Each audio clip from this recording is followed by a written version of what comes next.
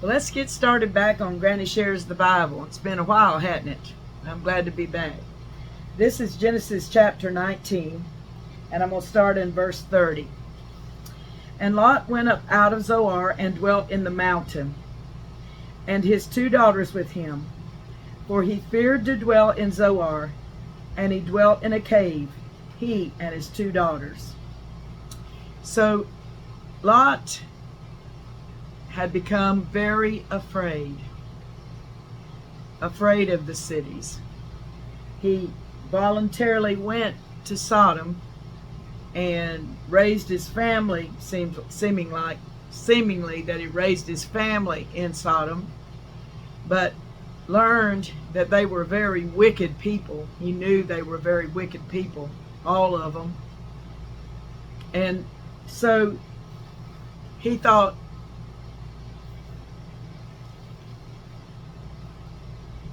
I could live in this little city and it'll be all right. But it seemed like when he got to that city, maybe he saw that it too was very wicked. And though the Lord spared Zoar for Lot's sake, he didn't want to live there.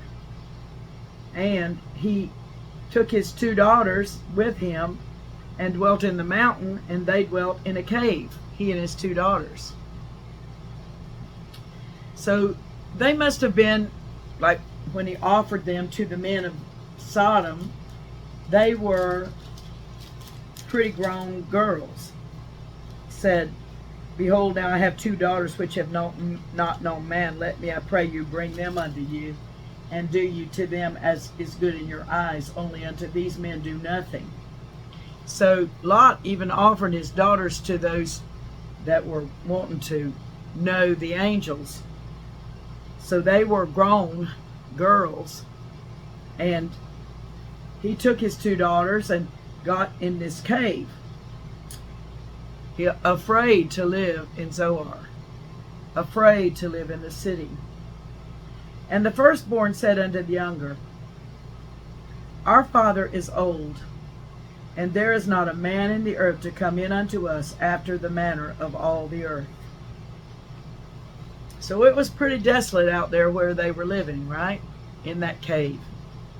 And these daughters, it seemed impossible for them to find husbands living out in that cave. So the older one said, Come, let us make our father drink wine, and we will lie with him, that we may preserve seed of our father. Such a strange thing to think of and to do. But they did. She did. So they decided to do it together. And they made their father drink wine that night.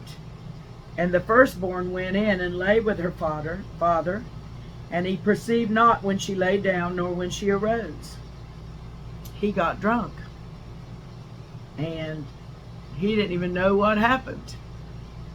And it came to pass on the morrow that the firstborn said unto the younger, Behold, I lay yesternight with my father.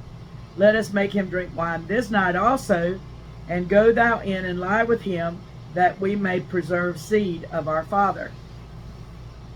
And they made their father drink wine that night also. And the younger arose and lay with him, and he perceived not when she lay down, nor when she arose. Thus were both the daughters of Lot with child by their father.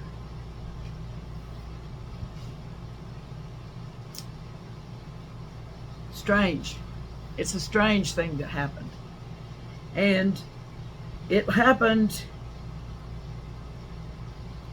I don't know what these girls were like, because if they could make their father drink wine and get drunk and pass out, or be so drunk he didn't know what he was doing, couldn't they help get him drunk and then leave?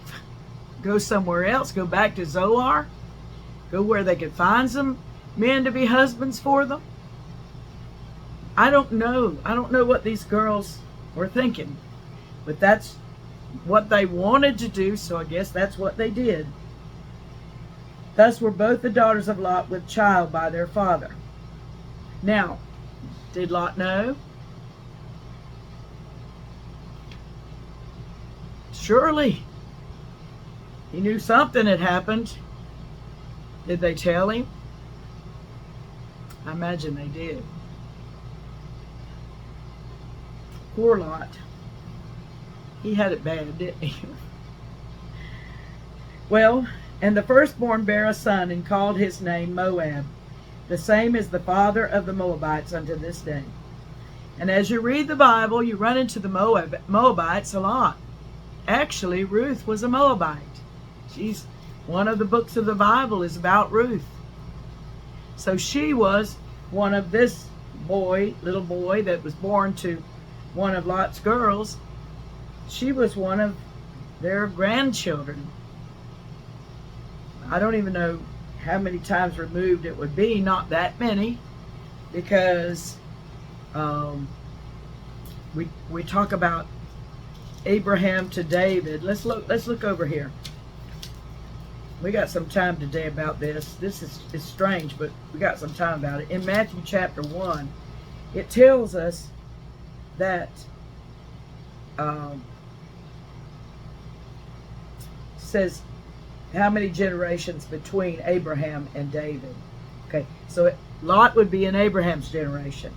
So then there's Isaac, Jacob, okay, Judas. Let's count them. 1, 2, 3, 4, 5, 6, 7, 8, 9, 10, 11, 12, to Ruth now. 11 generations from Abraham to Ruth, because she was of Jesus's. She was also in his lineage. So 11 generations from Abraham to Ruth's generation. Okay, so that would be about 10 or 11 generations from this little boy that was named Moab to Ruth would be her mini great grandfather, right? So that's interesting, isn't it? Because she was a Moabite, and the firstborn bare a son and called his name Moab. The same is the father of the Moabites unto this day. Now, Moab meant from father. Moab, from father. Ab is father. So she named him right. He was from her father. And the younger, she also bare a son and called his name Ben-Ami. The same is the father of the children of Ammon unto this day, or Ammon unto this day. And his name meant son of my people. Son of my people. So it truly it was, because all she had was her father.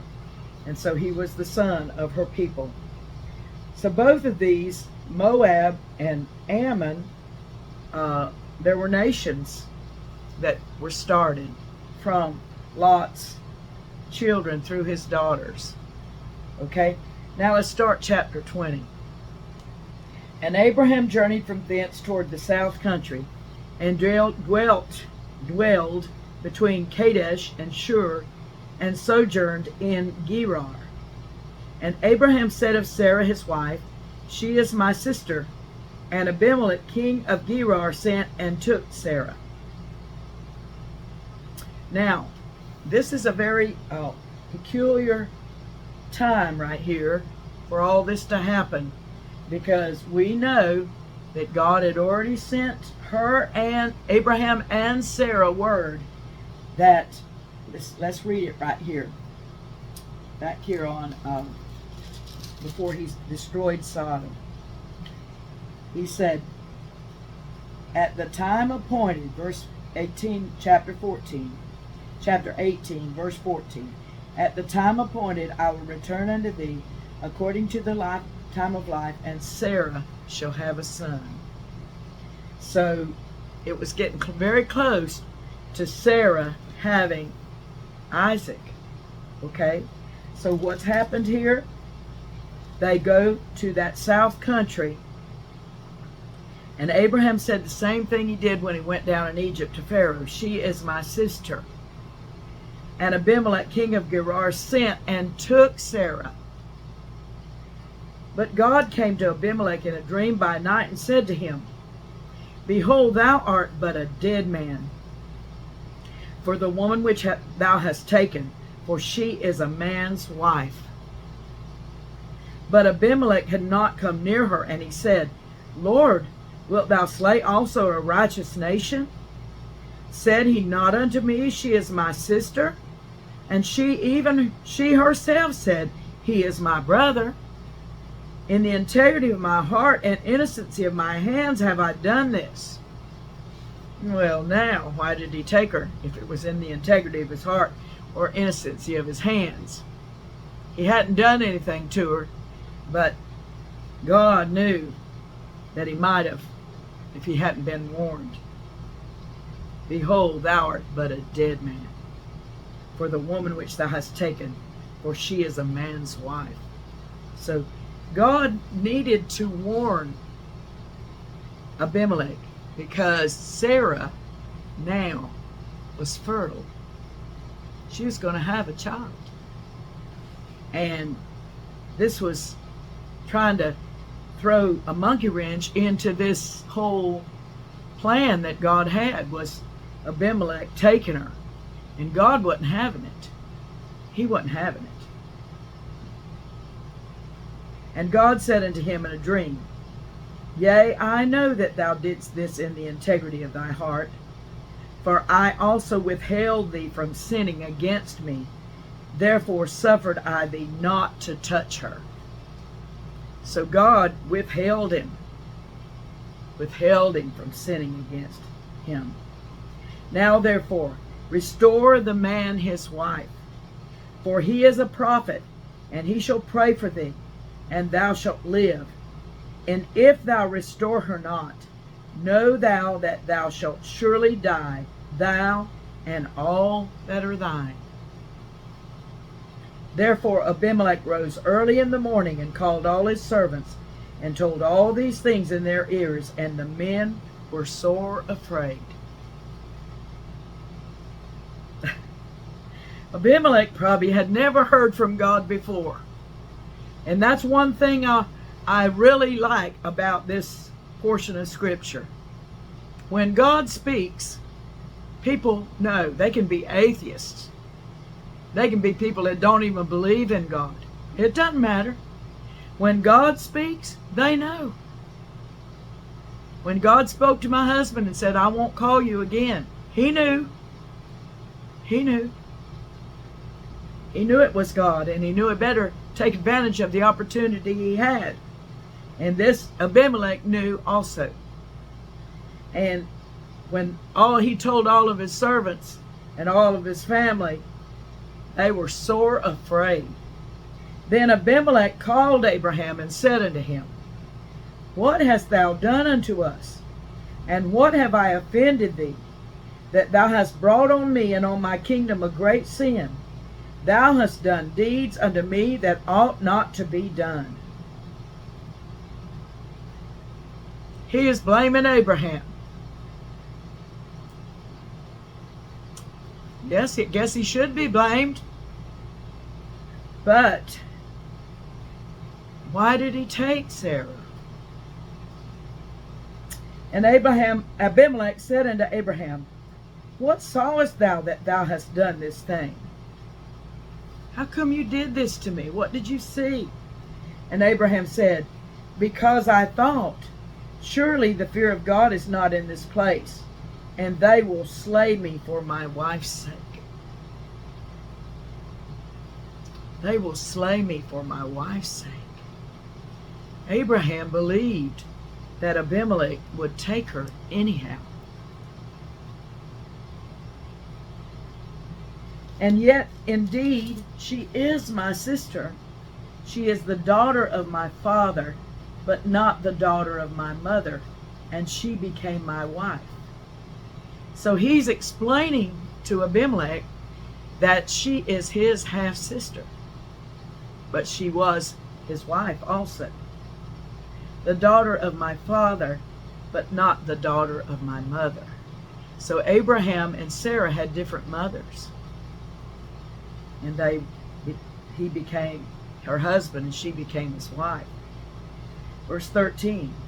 And it came to pass, when God caused me to wander from my father's house, that I said unto her, This is thy kindness which thou shalt show unto me. At every place whither we shall come, say of me, He is my brother.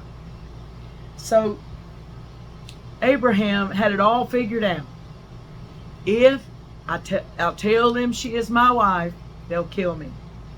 But if I tell them she is my sister, they'll probably treat me good. They may take her, but they'll treat me good. Now, Abraham, do we know what we would do in a situation like this? No, I don't. So it says, And Abimelech took sheep and oxen and men servants and women servants and gave them unto Abraham and restored him Sarah, his wife. So Abraham ended up getting richer. He didn't want Abraham to pray havoc down on his family. He wanted Abraham to pray good for him, to be good to him, because he was a prophet. That's what God said. Listen to what God said about Abraham. Now therefore restore the man his wife, for he is a prophet, and he shall pray for thee, and thou shalt live. Okay? So Abimelech wanted that. Wanted God, the prophet of God, to pray for him. And Abimelech said, Behold, my land is before thee. Dwell where it pleaseth thee. And unto Sarah he said, Behold, I have given thy brother 1,000 pieces of silver. Behold, he is to thee a covering of the eyes unto all that are with thee, and with all other. Thus she was reproved. This one is a puzzling piece of scripture to me. She was reproved. What's with Sarah that she had to be reproved? Something about her eyes. Behold, he is to thee a covering of the eyes unto all that are with thee, and with all other. Something about Sarah's eyes were very captivating to men. I don't know. Very captivating. And Abimelech spoke of it in saying that Abraham is going to be a covering of the eyes unto all that are with thee, and with all other. Thus she was reproved. Verse 17. So Abraham prayed unto God, and God healed Abimelech and his wife and his maidservants, and they bare children. For the Lord had fast closed up all the wombs of the house of Abimelech, because of Sarah, Abraham's wife. Wow, that was some close call, wasn't it? A close call to hinder Sarah bearing Isaac and it being Abraham's son. Close call. But God knows about close calls.